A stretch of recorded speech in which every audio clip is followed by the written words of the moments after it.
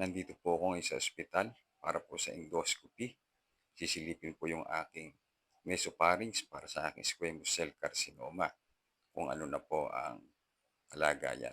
Kalinsabi nito, nabingi po ako at lumakas yung tinnitus ko sa kanang tenga at humina po yung aking pantinig. Dati na po ako may tinnitus sa kaliwa, malakas.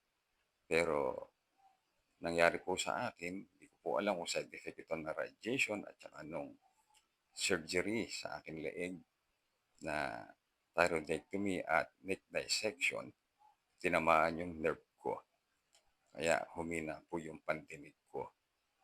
At malakas yung ugong, nahihirapan akong matulog, para siyang kuliglig na hindi humihinto at merong tik, tik, tik, tik na tumutunog.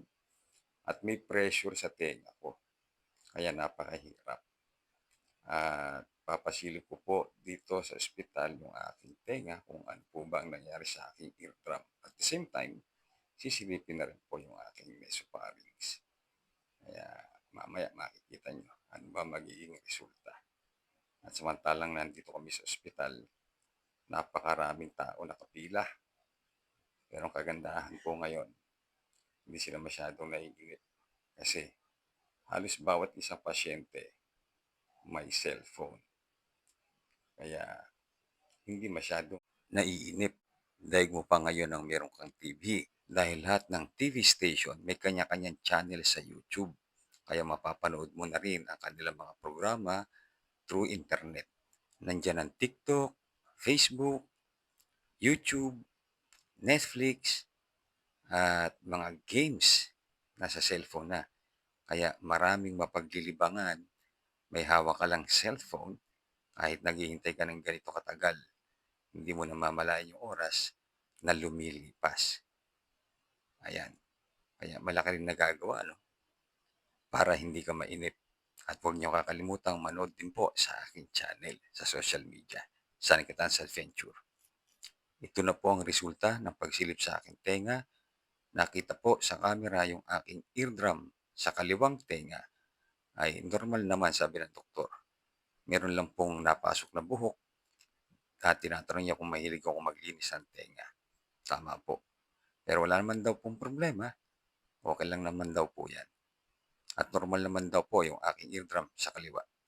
Ito naman po ang nasa kanan. Makikita po ninyong malaking kaibahan na namamaga po siya. Hindi po maganda ang kanyang itsura. At tinanong niya kung nagkasipon daw ba ako. Sabi ko po, opo. Dahil nagkaroon po ako ng ubot-sipon, nilagnat.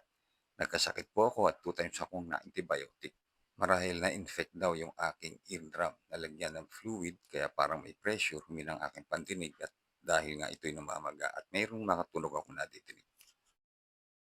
Ito na po yung pagsilip sa aking nasopharynx. Pinasukan ng camera. Yan po ang inyong nakikita para matingnan yung aking squamous cell carcinoma kung meron pa. Pero ayan po, ang sabi sa akin ng doktor, magandang resulta. Walang sign of cancer na bukol or nodule. Makikita natin na parang may bubbles at scars dahil dyan po ako binayopsy. At yan ang itsura ng side effect ng radiation. Kaya po ganyan. At may mga fluid. Pero maganda po siya. Ito naman po yung kanang nasopharynx ko. Titignan din po kung ano ang itsura. At para makita rin po yung aking lalamunan. Ayan. Yan po yung aking nasopharynx sa kanan. Malinis. Clear na clear po siya. Yan, mas maganda. Normal na normal. Sabi lang ng doktor, marami kang plema dahil namamaga yung lalamunan ko. Ayan. Nag-a-acid daw po ako. Kaya tumigil na po ako sa pagkakape ng mga acidic na brand na kape. Yan, magamaga po yung lalamunan ko. Nakikita nyo. Pero sabi naman sa akin ng radiologist ko, okay naman daw, normal, pero namamaga. Kaya iwas na po ako sa mga acidic na pagkain dahil isa yun sa dahilan kung bakit namamaga ang aking lalamunan.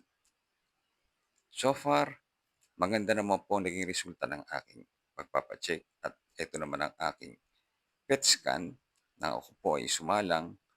Ito na po ang resulta sa awa at tulong ng Panginoon. Wala pong nag-progress na cancer po sa akin at dineclare na wala na raw po akong cancer cell ng squamous. At monitor na lang ako every 3 months, 6 months para mabantayan kung babalik. At imo-monitor po ito hanggang makalimang taon po ako. At there's more, yung akin naman pong lymphoma na wala pong nakitang cancer cell sa akin pong leeg at konti na lang po lumiit yung aking nasa singit sa awa at tulong ng Panginoon. Maraming salamat po sa inyong mga panalangin. To God be the glory.